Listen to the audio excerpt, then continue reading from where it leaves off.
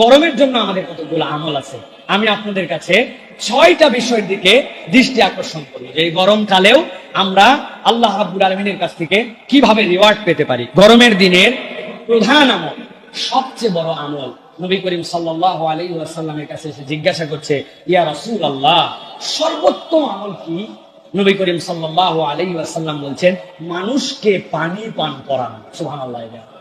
নবী করিম সাল্লাল্লাহু আলাইহি ওয়াসাল্লাম বলছেন, জাহান্নামে তোমাদেরকে একটা সাদাকা, একটা তোমাদের কবুল ইবাদত, এইটা আল্লাহ রাব্বুল আলামিন জাহান্নামকে নিভাই দিবে। নবীজি বললেন, আর জানো কি?